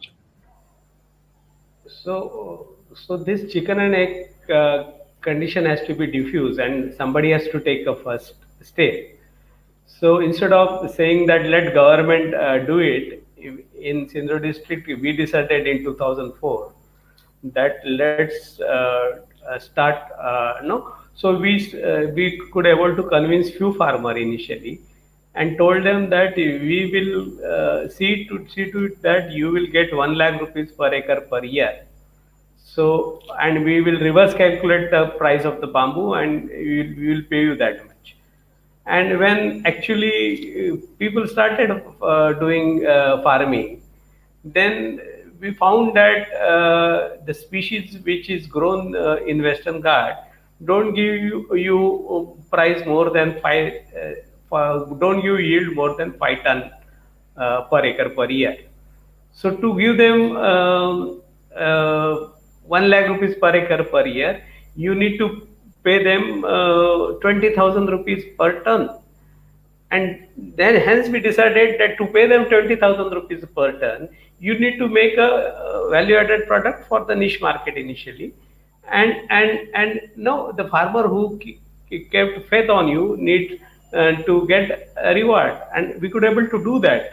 So what I am trying to tell here is that even a place in the Sindhudurg where the farmer, we need to compete with Alfonso mango growing farmer and cashew nut growing, we could able to do it. So if we can compete and beat Alfonso mango growing farmer, and bamboo can be the option, then in the country it can beat any other crop and any other farmer can get sufficient reward out of this farming. Only thing is who will start, whether chicken is first or egg is first. So we for ourselves decided that we will start first, and I think every drop in the ocean counts. So somebody has to play a role, small or big. It is going to give you the result. But the follow-up question to you, Sanjeev, is where did you get the money initially to? So we could able to. Pump? So we could able to convince farmer that you grow bamboo, we will pay you the right price for this. Farmer took a risk, a little bit of risk, and did that. And the risk taken by farmer is due to farmer is now more worried about the erratic changes in atmosphere. Their crop is failing due to erratic changes in atmosphere, and that is going to happen again and again. So it's time that farmer needs some solution which will not make any difference with any erratic changes in atmosphere, and bamboo is the right solution for that. Excellent. So now the next question is to Alam sir, which is coming from somebody from your state. His question is, or her question is, Alam sir, from the Nagaland perspective, do you think government of Nagaland should revisit the bamboo policy in the state and make some improvements or additions? Would it not be better for Nagaland Bamboo Mission to be under agriculture or horticulture or industry department rather than under the planning department, which we are now? Yeah.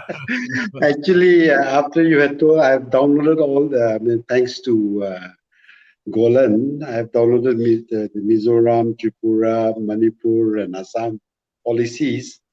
And I've gone through the Nagaland policy. It's the same thing which was drafted way back in 2004. At that time, we were just starting, and therefore we had just thought of all the, in a hurry, we put in all the issues involved. But there are a lot of areas where the bamboo policy requires to be revisited. I totally agree with the questionnaire. And I think regarding the department under which it is to be placed, I would think it has to be multidisciplinary. You know, it cannot be just plantation if it comes under horticulture and all, or it cannot be just industry. So it has to be a multidisciplinary approach, a holistic approach. It is there in the policy, and like Lepcha has, and they have said authority or a board, and on that line, with all the line departments acting together, I think that will be a better policy than just under certain specific departments. Thank you. Yeah, thank you. Now to Jenner Saab, I think there are a couple of questions related to transportation and logistics. You know, there's one Meghna who says, knowing of the availability of better infrastructures and logistic support, there are concerns that there are still a lot of hindrance in mobilizing the supplies of finished goods to other states, say across the country. And there's somebody else who says, are there any laws allowing transportation of bamboo from production states to other states? This is from Tripat Pal Singh from Uttarakhand. So now, you had talked about how your state, Kerala, had got rid of the transit pass. Now, there seems to be, even though we have passed the amendment in Parliament, there still seems to be a lot of confusion on the issue of logistics. Yes. And when is this national transit pass or whatever is, when is it going to come? I think Lepcha Saab had made a mention. But you can go first, and then I'll ask Mr. Lepcha to, because this seems to be a major issue. So, Mr. Lepcha, after George, you might like to supplement whatever he says. Okay, George. As per the Indian Forest Act, Section 2, bamboo is considered as one of the forest producers. So it needs a permission from the origin wherever it is being transported. My question is, when there is a value addition on that, it should not be attracting the Indian Forest Act. But unfortunately, many states still consider that as a bamboo produce, forest produce. I have given an example. I am wearing a shirt which is made of eucalyptus. As long as eucalyptus is a tree, it's a timber or forest produce. Once it is converted into a shirt, still we should not say that as a forest produce. Similarly, when the bamboo is converted into handicrafts or incense sticks or industrial products, there should not be any problem under the IFA. We clarified from the state of Tripura that value-added products. Value addition means it varies from state to state. Normally, 20% the value is added on that. Then the original raw material gets converted to another product. That's the value addition. Some states say that 25% or 30%, but it normally ranges from 20 to 30%. Once the value is added, there should not be any problem of transit, number one. Number two, the logistics. Of course, I'm from Northeast. We had a lot of problem when compared to maybe around 10 years back. Now things are very much improved because of the train connectivity. The artisans have been suffering on the transportation cost. I can give one example. The incense sticks which we are in Northeast is making, if it wants to reach Chennai or Bangalore, per kilo transportation cost is 8 to 10 rupees. Whereas from Ho Chi Minh City to Vietnam to Chennai, it costs only 2 rupees because it is coming by ship. But because of the trains, things have improved and we hope it will improve. Because the transportation infrastructure cannot be changed overnight. When compared to 10, 15 years back, things have improved a lot.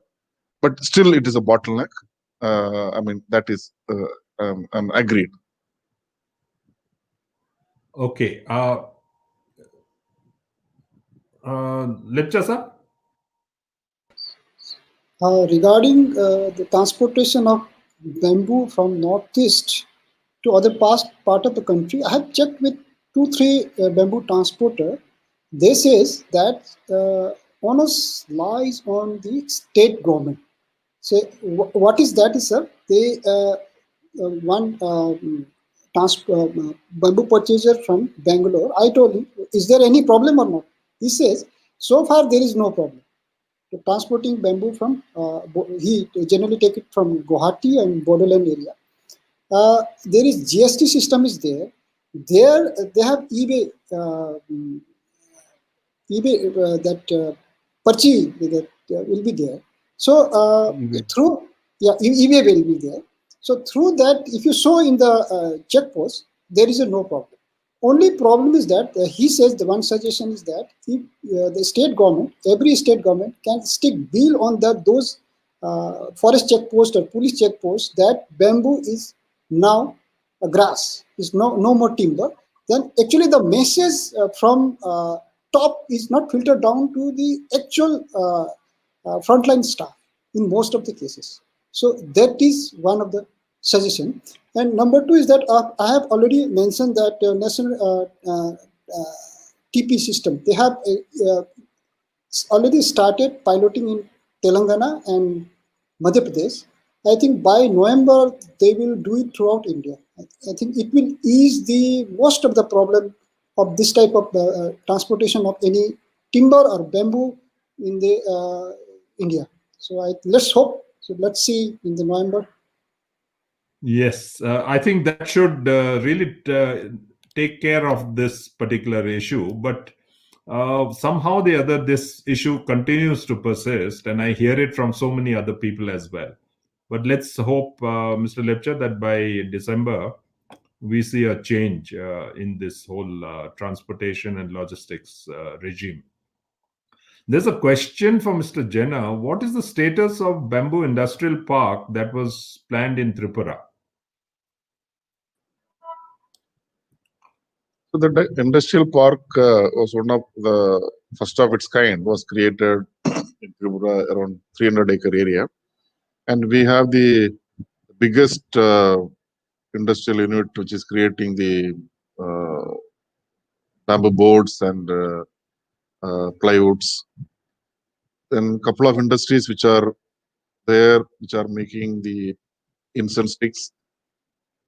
Then based on the waste from them, there are industries which are making the bamboo briquettes, which are normally now used in the tea industries instead of the coal.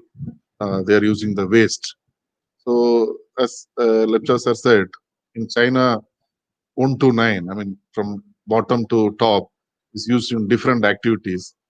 That has started in this industrial park of Tripura.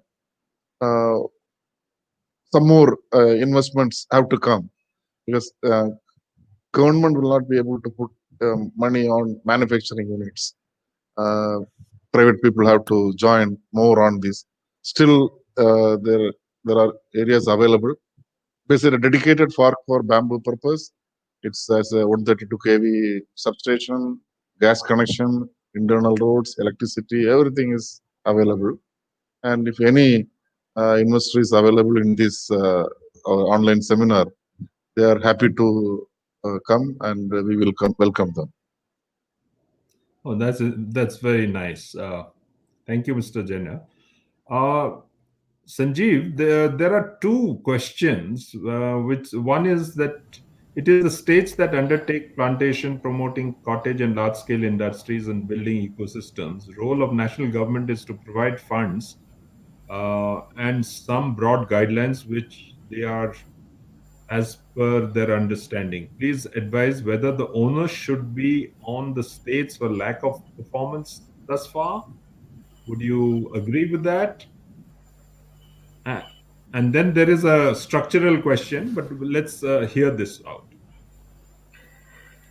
So it's not only about a government; it's about responsibility of each stakeholder.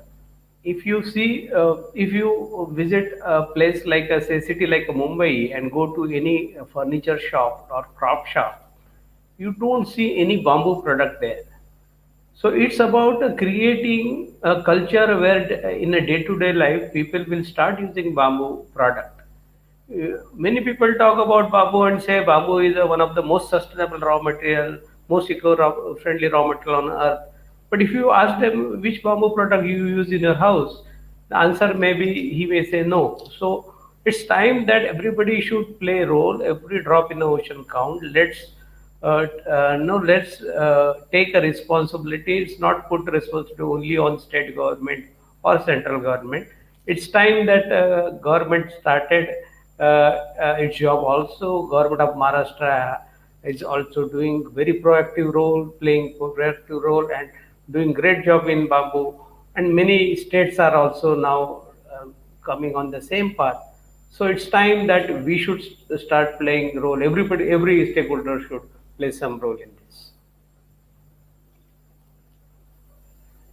Okay, there is one interesting question from Dr. Reena Joshi of Uttarakhand. Apart from the ringled species, which species of bamboo can grow well in the hilly areas of Uttarakhand, just like in northeast bamboo species? From Dr. Reena Joshi, Uttarakhand. I think STS Lepchaji, will you be able to handle this one? So I have observed in Uttarakhand, Dendrocarnamus somdebai, the big bamboo, it grows up to 5,500 feet. feet. If she is from Garhwal area, she can see around Riknikhal area. Just crossing Lansdowne town. And I have seen that species growing just below Yamunotri, that I forgot the name of that valley, just below Josimat in that area. So it goes up to that interior. So it's a very hardy altitude wise, and Josimat is snowfall area. And we have introduced Moso also. It is growing well up to 6,000 feet in Uttarakhand. Okay. These are the two species. One is natural, other is exotic. Okay. There is one more question which you can take also. I'm having, somebody says they have a rain-fed land. He wants to know cultivating bamboo in rain-fed land in our district, average rainfall is about 800 mm. So generally bamboo thrives well above 1,000 mm. rainfall. So 800, he has to go for drip irrigation.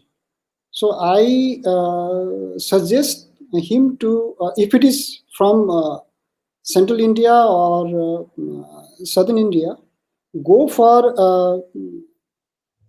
if it is near Western Ghat, go for Stockside or Balkua, then Tulda, Newtons. So these are few species. Don't grow for very heavy crown species, because it will give more evapotranspiration. It will give more water to the atmosphere. So it will be not very economical for him. So he should choose a species very wisely, or he can call me afterwards also, no problems. If he gives the right area, so I can pin down which species he or she can go to plant. Okay. Jamir Saab, there is a question, other than what exists in government policies and keeping in mind the diverse state regulations, be it on transportation, tariffs, or other taxes, what would be specific policy recommendation to government of India with regard to bamboo development in NER? That's a big question. Yeah, it's a very big question. That's a big question. I think the whole thing that we have been discussing, the whole policy issues that have been brought up, and the way in the magnitude of which the Bangalore airport has been built up, all this it takes a lot of will on part of the government, and apart from the will, a lot of understanding. That is what we have been driving at. So when the realization, the understanding of the uses of bamboo, its values, and the will develops, I think that's what I would promote. I mean, I would suggest, rather than not going into the specifics of excise and those kind of things. I've already talked about the need for a lot of subsidy in the production sector.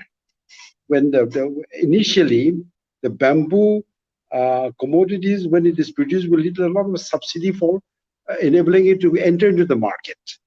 Those kind of things would be good, but excise and all those kind of things, those are all a matter of details. Okay.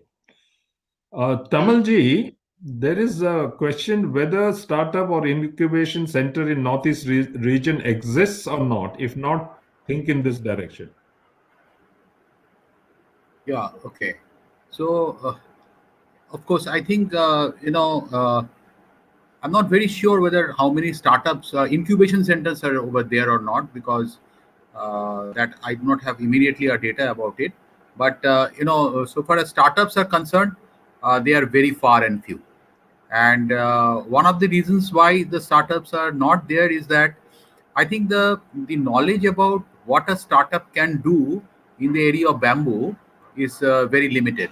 For example, people do not have the products in mind, or or the bamboo, and also they do not have the business plans which can help them in doing this. So we are working with we are right now working with around 10 potential startups.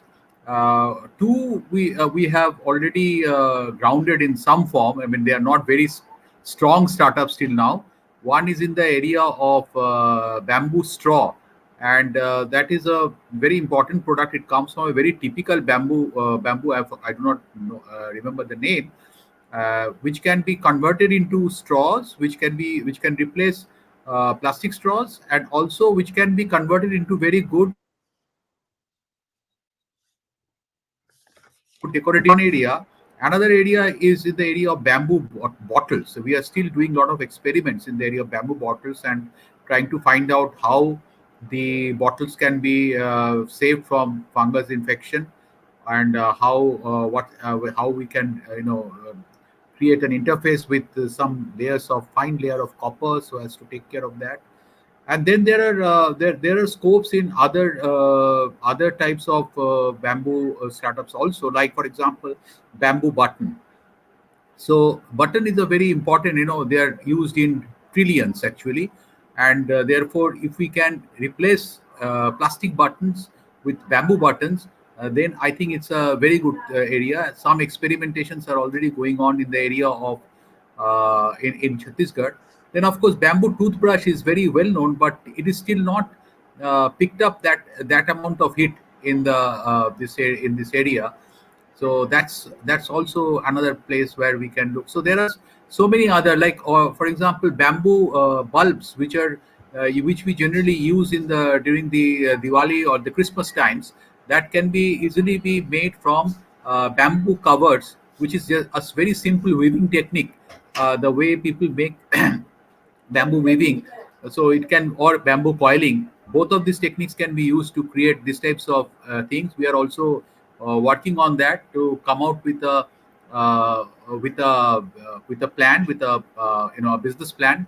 So, and then what we need to do is to popularize this thing among the students and the other community in the business schools, which is our target, so that they can get an idea of how to create these things and come into the picture. So this is an area. There are several other things also, like bamboo bicycle is also another thing, but it's very tough. We have not yet got a good business plan for this thing. So these are some of the bamboo charkha. That's also a very important thing, which can be easily which can be converting the traditional charkhas and into the wooden charkhas into bamboo charkhas, and that can go into huge scope for making these types of things. So these are some of the areas where startups can come about.